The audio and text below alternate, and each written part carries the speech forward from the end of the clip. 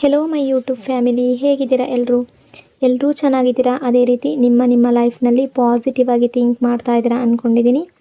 ನಿಮ್ಮ ಮನಸ್ಸಿನಲ್ಲಿ ಯಾರ ಬಗ್ಗೆ ನೀವು ತುಂಬ ಥಿಂಕ್ ಮಾಡ್ತಾ ಇದ್ದೀರೋ ಅವರನ್ನು ನೆನೆಸ್ಕೊಂಡು ಕಣ್ಣು ಮುಚ್ಕೊಂಡು ಡೀಪ್ ಬ್ರೀತ್ ತಗೊಂಡು ಆ ವ್ಯಕ್ತಿಯ ಹೆಸರನ್ನು ಮನಸ್ಸಾರೆ 3 ಬಾರಿ ನೆನೆಸ್ಕೊಂಡು ಅದೇ ರೀತಿ ಆ ವ್ಯಕ್ತಿಯ ಫೇಸನ್ನು ಇಮ್ಯಾಜಿನ್ ಮಾಡಿಕೊಂಡು ಆ ವ್ಯಕ್ತಿ ಮತ್ತು ನೀವು ಒಟ್ಟಿಗೆ ಕಳೆದಿರುವ ಬ್ಯೂಟಿಫುಲ್ ಮೆಮೊರೀಸ್ನ ನೆನಪು ಮಾಡಿಕೊಂಡು ಈ ರೀಡಿಂಗನ್ನು ನೋಡೋದಕ್ಕೆ ಶುರು ಮಾಡಿ. ರೀಡಿಂಗನ್ನು ನೋಡಬೇಕಾದ್ರೆ ವಿಡಿಯೋನ ಲೈಕ್ ಮಾಡ್ಕೊಳ್ಳಿ, ಅದೇ ರೀತಿ ಚಾನಲ್ನ ಸಬ್ಸ್ಕ್ರೈಬ್ ಮಾಡಿಕೊಂಡು ಕನೆಕ್ಟ್ ಆಗಿ. ಆಗ ನಿಮ್ಮ ಎನರ್ಜಿ ಅನ್ನೋದು ಇಲ್ಲಿ ಸರಿಯಾಗಿ ಕನೆಕ್ಟ್ ಆಗುತ್ತೆ. ಅದೇ ರೀತಿ ಈ ರೀಡಿಂಗ್ ಅನ್ನೋದು ನಿಮಗೆ ಸರಿಯಾಗಿ ರೆಸೊನೇಟ್ ಆಗುತ್ತೆ. ಇದು ಕಲೆಕ್ಟಿವ್ ಟೈಮ್ಲೆಸ್ ಜನರಲ್ ರೀಡಿಂಗ್ ಆಗಿರುತ್ತೆ. ಜನರಲ್ ರೀಡಿಂಗ್ ಆಗಿರೋದ್ರಿಂದ ಜನರಲ್ ರೀತಿಯಲ್ಲಿ ನೀವು ಇದನ್ನು ಜಡ್ಜ್ ಮಾಡಬೇಕಾಗುತ್ತೆ.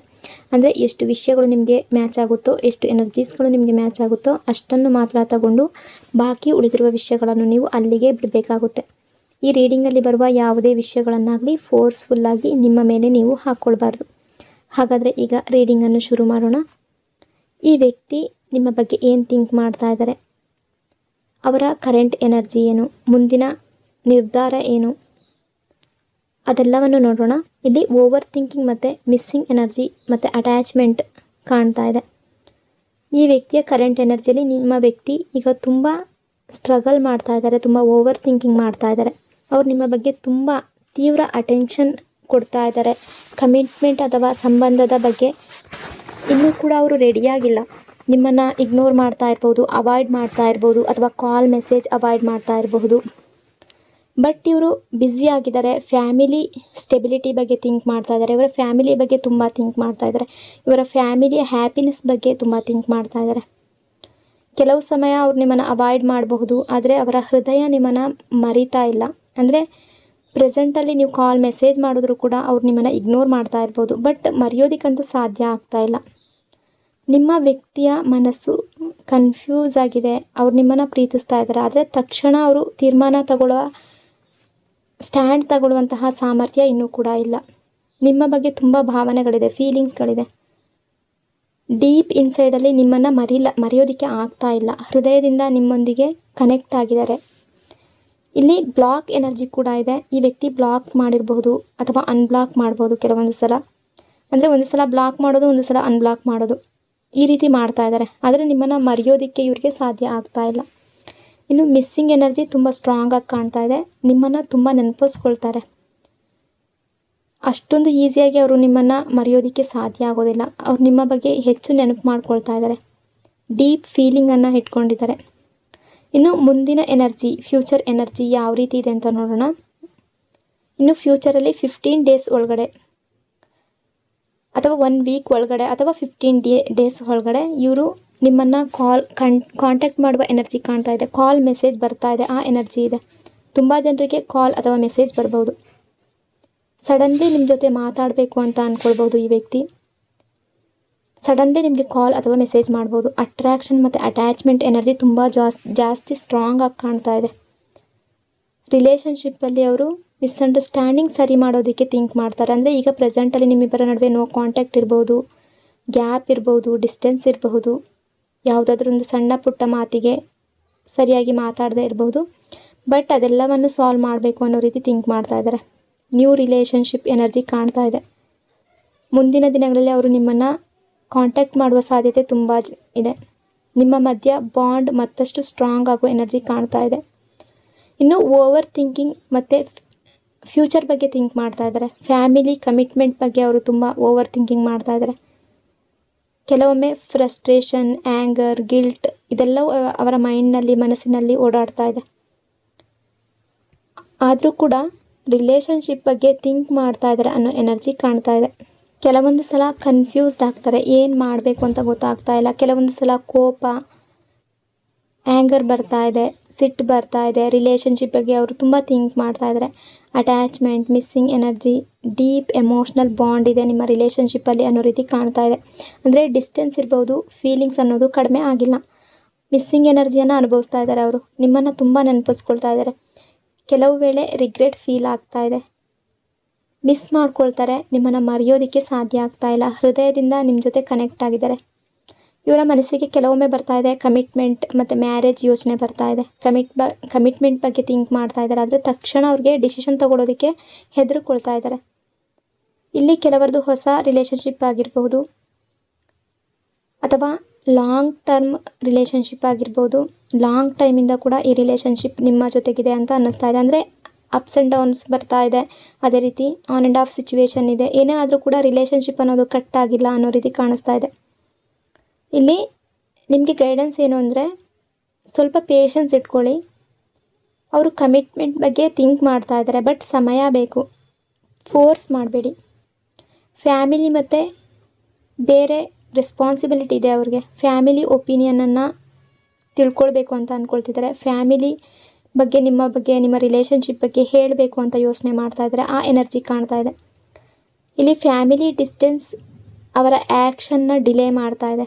ಅಂದರೆ ಫ್ಯಾಮಿಲಿ ಕೂಡ ಕೆಲವೊಬ್ಬರ ಲೈಫ್ನಲ್ಲಿ ನಿಮ್ಮ ಫ್ಯಾಮಿಲಿ ಆಗಿರ್ಬೋದು, ಇವರ ಫ್ಯಾಮಿಲಿ ಆಗಿರ್ಬೋದು, ನಿಮ್ಮ ರಿಲೇಷನ್ಶಿಪ್ಪನ್ನು ಒಪ್ಕೊಳ್ತಾ ಇಲ್ವೇನೋ ಆ ರೀತಿ ಎನರ್ಜಿ ಇದೆ. ಹಾಗಾಗಿ ಫ್ಯಾಮಿಲಿ ಒಪಿನಿಯನ್ ಬಗ್ಗೆ ಥಿಂಕ್ ಮಾಡ್ತಾ ಇದ್ದಾರೆ. ಫ್ಯಾಮಿಲಿ ಪ್ರೆಷರ್ ಬಗ್ಗೆ ಆ್ಯಕ್ಷನ್ ಅವ್ರಿಗೆ ಇಂಪ್ಯಾಕ್ಟ್ ಮಾಡ್ಬೋದು ಅಂತ ಅಂದ್ಕೊಳ್ತಿದ್ದಾರೆ. ರಿಗ್ರೆಟ್ ಮತ್ತು ಫಿಕ್ಸ್ ಮಾಡುವ ಆಸೆ ಇದೆ. ರಿಗ್ರೆಟ್ ಫೀಲ್ ಆಗ್ತಾ ಇದೆ. ಯಾಕೆಂದರೆ ಇವರು ರಿಲೇಷನ್ಶಿಪ್ಪಲ್ಲಿ ತಪ್ಪಾಗಿ ನಡ್ಕೊಂಡಿದ್ದಾರೆ, ಪಾಸ್ಟಲ್ಲಿ ನಿಮ್ಮನ್ನು ಹರ್ಟ್ ಮಾಡಿದ್ದಾರೆ, ನೋವು ಮಾಡಿದ್ದಾರೆ. ಅದರ ಬಗ್ಗೆ ರಿಗ್ರೆಟ್ ಫೀಲ್ ಆಗ್ತಾ ಇದೆ. ಅದೇ ಎಲ್ಲವನ್ನು ಮಿಸ್ಅಂಡರ್ಸ್ಟ್ಯಾಂಡಿಂಗನ್ನು ಫಿಕ್ಸ್ ಮಾಡಬೇಕು ಅಂತ ಕೂಡ ಅಂದ್ಕೊಳ್ತಾ ಇದ್ದಾರೆ. ನಿಮ್ಮನ್ನು ಅವಾಯ್ಡ್ ಮಾಡಿದ್ದಾರೆ, ಮಿಸ್ಅಂಡರ್ಸ್ಟ್ಯಾಂಡಿಂಗ್ ಇದೆ, ರಿಗ್ರೆಟ್ ಫೀಲ್ ಮಾಡ್ಕೊಳ್ತಾರೆ. ತಮ್ಮ ಫೀಲಿಂಗನ್ನು ಶೇರ್ ಮಾಡುವ ಆಸೆ ಇದೆ ನಿಮ್ಮ ಹತ್ರ. ರಿಲೇಷನ್ಶಿಪ್ ಫಿಕ್ಸ್ ಮಾಡೋ ಸೆಕೆಂಡ್ ಚಾನ್ಸ್ ಕೇಳಬಹುದು, ಆ ಎನರ್ಜಿ ಕೂಡ ಇದೆ. ಮತ್ತು ಈ ರಿಲೇಷನ್ಶಿಪ್ಪಲ್ಲಿ ಇನ್ನೊಂದು ಚಾನ್ಸ್ ಕೊಡಿ ಅಂತ ನಿಮ್ಮ ಹತ್ರ ಕೇಳ್ಕೊಳ್ಬಹುದು. ಅವರು ಅವರ ತಪ್ಪುಗಳಿಗೆ ಫೀಲ್ ಮಾಡ್ಕೊಳ್ಳುವ ಎನರ್ಜಿ ಕಾಣ್ತಾ ಇದೆ. ರೀಕನೆಕ್ಟ್ ಆಗೋದಕ್ಕೆ ಬಯಸ್ತಾ ಇದ್ದಾರೆ. ಇನ್ನು ಯೂನಿವರ್ಸ್ ಕಡೆಯಿಂದ ನಿಮಗೆ ಯಾವ ಗೈಡೆನ್ಸ್ ಇದೆ ಅಂತ ನೋಡೋಣ. ಪೇಷನ್ಸ್ ಅನ್ನೋದು ತುಂಬ ಮುಖ್ಯ. ಅವರ ಫೀಲಿಂಗ್ ಮೇಲೆ ಯಾವಾಗಲೂ ಡೌಟ್ ಪಡಬೇಡಿ. ಸ್ಪೇಸ್ ಕೊಡಬೇಕು. ಕಮ್ಯುನಿಕೇಷನ್ ಓಪನ್ ಇರಬೇಕು. ಅಂದರೆ ಕೆಲವರು ಇಲ್ಲಿ ಡೌಟ್ ಪಡ್ತಾ ಇದ್ದೀರಾ ಈ ವ್ಯಕ್ತಿಯ ಮೇಲೆ. ಅವರು ಯಾವುದೋ ಒಂದು ಸಂದರ್ಭದಲ್ಲಿ ಸಿಚುವೇಷನ್ನಲ್ಲಿ ಸಿಕ್ಕಾಕೊಂಡಿರ್ಬೋದು. ಫ್ಯಾಮಿಲಿ ರೆಸ್ಪಾನ್ಸಿಬಿಲಿಟಿ ಇದೆ, ಬೇರೆ ಕೆಲಸ ಇದೆ, ಒತ್ತಡ ಇದೆ, ಪ್ರೆಷರ್ ಇದೆ. ಇದೆಲ್ಲದರ ಮಧ್ಯೆ ನೀವು ಎಲ್ಲ ವಿಷಯದಕ್ಕೂ, ಸಣ್ಣ ಪುಟ್ಟ ವಿಷಯಕ್ಕೂ ಡೌಟ್ ಪಡೋದು ಬೇಡ. ಸ್ಪೇಸ್ ಕೊಡಬೇಕು.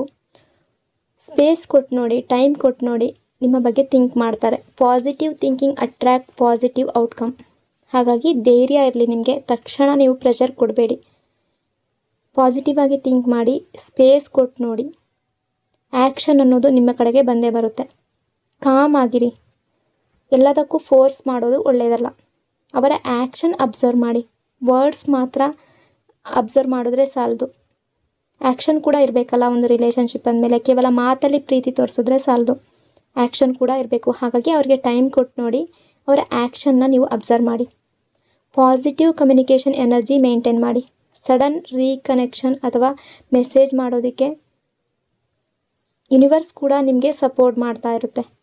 ನೀವು ಪಾಸಿಟಿವ್ ಆಗಿ ಥಿಂಕ್ ಮಾಡಿದ್ರೆ. ನೆಗೆಟಿವ್ ಆಗಿ ಥಿಂಕ್ ಮಾಡಿದ್ರೆ ನಿಮಗೆ ಅದೇ ರಿಫ್ಲೆಕ್ಟ್ ಆಗೋದು. ಹಾಗಾಗಿ ನೀವು ಪಾಸಿಟಿವ್ ಆಗಿರೋ ಲವ್ ವೈಬ್ಸ್ನ ಕಳಿಸಿ ಆ ವ್ಯಕ್ತಿಗೆ.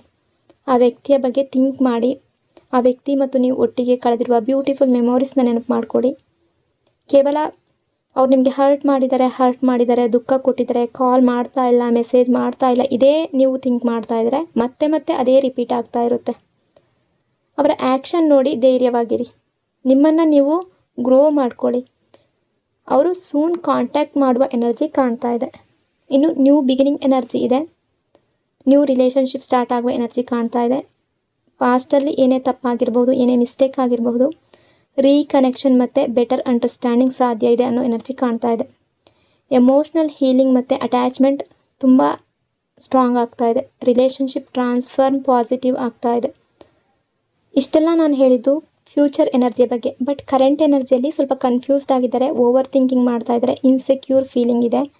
ಅಂದರೆ ಇವರು ನಿಮ್ಮನ್ನು ಅವಾಯ್ಡ್ ಮಾಡ್ತಾ ಇರ್ಬೋದು, ಇಗ್ನೋರ್ ಮಾಡ್ತಾ ಇರ್ಬೋದು. ಏನೇ ಇದ್ದರೂ ಕೂಡ strong attraction, attachment, cannot forget, ನಿಮ್ಮನ್ನು ಮರೆಯೋದಕ್ಕೆ ಸಾಧ್ಯ ಇಲ್ಲ. ಇನ್ನು ಫ್ಯೂಚರಲ್ಲಿ ಈ ವ್ಯಕ್ತಿಯ ಕಡೆಯಿಂದ ಕಾಲ್, ಮೆಸೇಜ್, ಪಾಸಿಟಿವ್ ಎನರ್ಜಿ ಕಾಣ್ತಾ ಇದೆ. ನ್ಯೂ ಬಿಗಿನಿಂಗ್ ಪಾಸಿಬಲ್ ಇದೆ ಅನ್ನೋ ಎನರ್ಜಿ ಕಾಣ್ತಾ ಇದೆ. ನಿಮಗೆ ಪೇಷನ್ಸ್ ಇಟ್ಕೋಬೇಕು ಅಷ್ಟೇ. ಟ್ರಸ್ಟ್, ಸ್ಪೇಸ್ ಕೊಡಬೇಕು, ಪಾಸಿಟಿವ್ ಆಗಿ ಥಿಂಕ್ ಮಾಡಬೇಕು. ಔಟ್ಕಮ್ ಅನ್ನೋದು ತುಂಬ ಪಾಸಿಟಿವ್ ಎನರ್ಜಿ ಕಾಣ್ತಾ ಇದೆ. ರಿಲೇಷನ್ಶಿಪ್ ಸ್ಟ್ರಾಂಗ್ ಆಗಿ ಬಿಲ್ಡ್ ಆಗುವ ಎನರ್ಜಿ ಕಾಣ್ತಾ ಇದೆ. ನಿಮ್ಮ ವ್ಯಕ್ತಿ ಕನ್ಫ್ಯೂಸ್ಡ್ ಆಗಿದ್ದಾರೆ ಈಗ ಸದ್ಯದ ಪರಿಸ್ಥಿತಿಯಲ್ಲಿ, ಆದರೆ ಅಟ್ರ್ಯಾಕ್ಷನ್ ತುಂಬ ಸ್ಟ್ರಾಂಗ್ ಆಗಿ ಕಾಣ್ತಾ ಇದೆ. ಅವ್ರು ನಿಮ್ಮನ್ನು ಮಿಸ್ ಮಾಡ್ತಾ ಇದ್ದಾರೆ. ಕನೆಕ್ಷನ್ ಡೀಪ್ ಆಗಿದೆ. ಈ ರಿಲೇಷನ್ಶಿಪ್ ಮತ್ತೆ ರೀಕನೆಕ್ಟ್ ಆಗುವಂತಹ ಸಾಧ್ಯತೆ ತುಂಬ ಜಾಸ್ತಿ ಕಾಣ್ತಾ ಇದೆ. ತುಂಬ ಜನರ ಲೈಫ್ನಲ್ಲಿ ಮತ್ತೆ ರೀಕನೆಕ್ಟ್ ಆಗುವ ಎನರ್ಜಿ ಕಾಣ್ತಾ ಇದೆ. ಈ ವ್ಯಕ್ತಿಯ ಕಡೆಯಿಂದ ಸಡನ್ ಬರಬಹುದು ಕಾಲ್, ಸಡನ್ ಮೆಸೇಜ್ ಬರಬಹುದು. 15 ಡೇಸ್ ಒಳಗಡೆ ಕೆಲವರಿಗೆ ತುಂಬ ಬೇಗನೆ ಕಾಲ್ ಅಥವಾ ಮೆಸೇಜ್ ಬರುವ ಅಥವಾ ನೀವು ಮೀಟ್ ಆಗುವ ಸಾಧ್ಯತೆ ಕೂಡ ತುಂಬ ಜಾಸ್ತಿ ಕಾಣ್ತಾ ಇದೆ. ಸೊ ಇಷ್ಟೆಲ್ಲ ವಿಷಯಗಳು ಈ ರೀಡಿಂಗಲ್ಲಿ ರಿಫ್ಲೆಕ್ಟ್ ಆಗ್ತಾ ಇದೆ. ಐ ಹೋಪ್ ಈ ರೀಡಿಂಗ್ ನಿಮಗೆ ಇಷ್ಟ ಆಗಿದೆ ಅಂದ್ಕೊಂಡಿದ್ದೀನಿ. ಇಷ್ಟ ಆಗಿದರೆ ಕಮೆಂಟ್ನಲ್ಲಿ ಕ್ಲೈಮ್ ಮಾಡ್ಕೊಳ್ಳಿ. ಅದೇ ರೀತಿ ವಿಡಿಯೋನ ಲೈಕ್ ಮತ್ತು ಶೇರ್ ಮಾಡೋದ್ರ ಜೊತೆಗೆ ವಿಡಿಯೋನ ಹೈಪ್ ಕೂಡ ಮಾಡಿ. ಈ ಚಾನಲ್ನ ಫಸ್ಟ್ ಟೈಮ್ ವಿಸಿಟ್ ಮಾಡಿದರೆ ಸಬ್ಸ್ಕ್ರೈಬ್ ಮಾಡಿಕೊಂಡು ಕನೆಕ್ಟ್ ಆಗಿ. ಇನ್ನೊಂದು ಪವರ್ಫುಲ್ ಡೀಪ್ ರೀಡಿಂಗ್ನೊಂದಿಗೆ ಮತ್ತೆ ಸಿಗ್ತೀನಿ. Until then take care. Thank you so much.